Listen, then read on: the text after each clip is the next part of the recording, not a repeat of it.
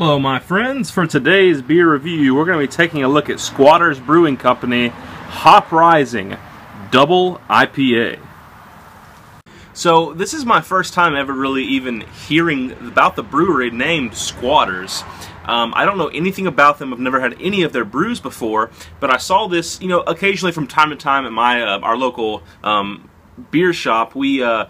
Or liquor store rather, we get random stuff in from time to time, stuff that's just out of nowhere. It's only going to be there for, just that one haul. I guess kind of like maybe a brewery experimenting to see how it does here. And with that being said, they had this from Squatters, and it is a double or an imperial IPA, and I'm a big fan of the double or imperial IPAs.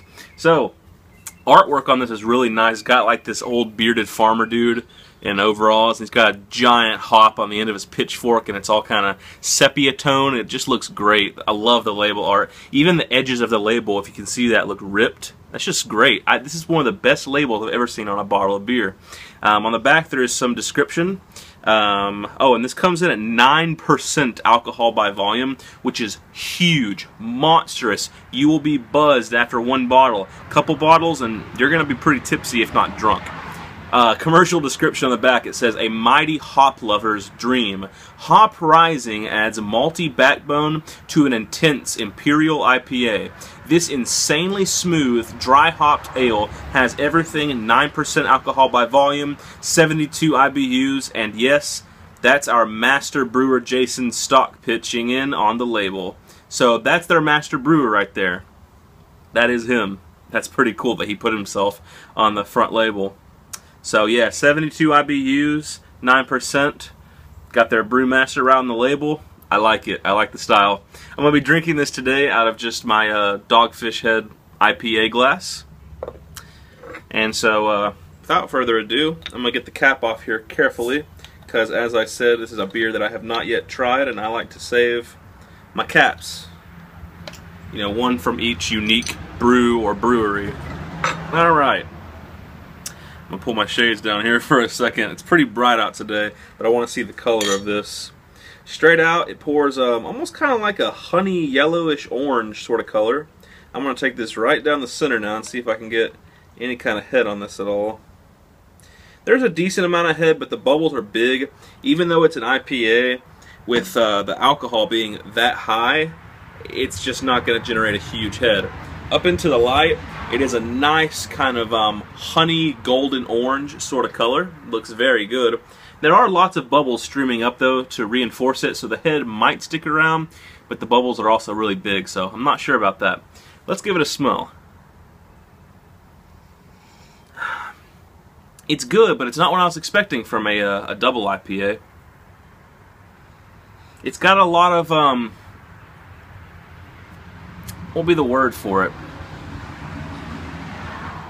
A lot of Pilsner notes, a lot of that kind of clean, earthy, rainwatery,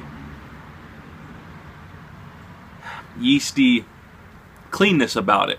I mean, there's definitely, bits of grapefruit, tiny little bits of caramel, and bits of things like apple and pineapple, stuff you'd expect from an IPA, but they're very subdued, and this sort of Pilsner clean freshness takes center stage, at least as far as the aroma goes. Not to say it's a bad or a good thing, it's just different. Let's give it a taste now and see what Squatters Hop Rising Double IPA is all about.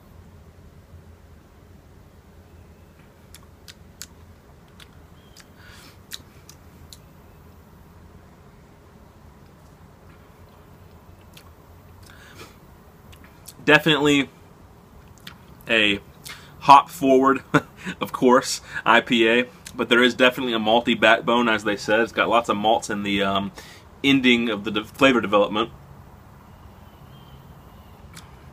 And it is definitely a bitter IPA. There's not much sweetness going on within this.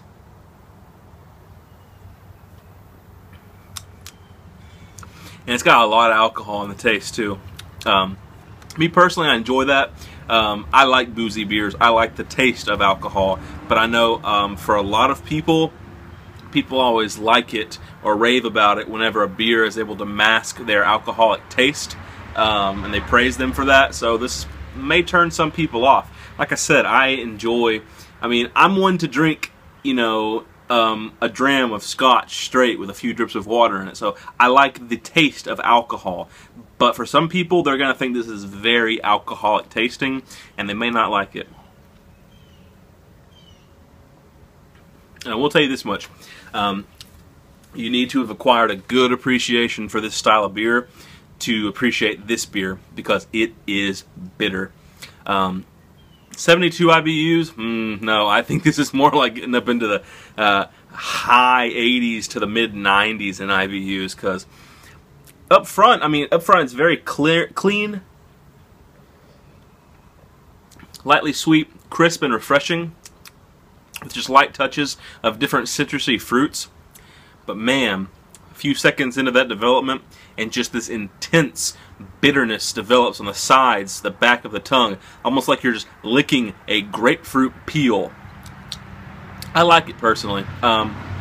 I enjoy having a bitter IPA every once in a while, because a lot of the IPAs, especially Imperials and Doubles, can get up there to the cloyingly sweet range as far as sweetness goes with all that alcohol. That's one thing I want to hand to them. Usually in IPAs, at least, when you get your alcohol really high, that alcohol is just sweet, sweet, sweet, which is nice. It tastes good. No, don't get me wrong, a sweet IPA is great, but that can become unsessionable. Not that you want to session through a beer, you know, this heavy, but it makes it almost where you wouldn't want to have 2 or 3 of them. You're like, wow, that's sweet, it's good, but I just want one. And what I'm going to hand them is, even though this has such a strong alcoholic taste, and the ABV is very high, obviously, they've managed to keep it bitter and not very sweet at all. So, for a score for this beer, I'm going to give it an 8.3 out of 10. It's good. It's very solid. I would say it could be considered even very good. It's nothing to write home about. It's not crazy amazing or mind-blowing, but it's very good. It's solid. It's sessionable even for being a double. But the alcohol is high and the bitterness is high, so just keep that in mind if you see this one. If you're not into your really bitter IPAs and boozy beers, you may want to steer clear of this one. If you like your bitter IPAs or your high alcohol, well, this is the one for you. Anyway, that has been my review of Squatter's Hop Rising Double IPA. Hope you guys enjoyed the review. I think if I see any more of their stuff, I'll give it a try, because this is high quality stuff. Anyway, hope you guys enjoyed it as always, and stay tuned for the next one.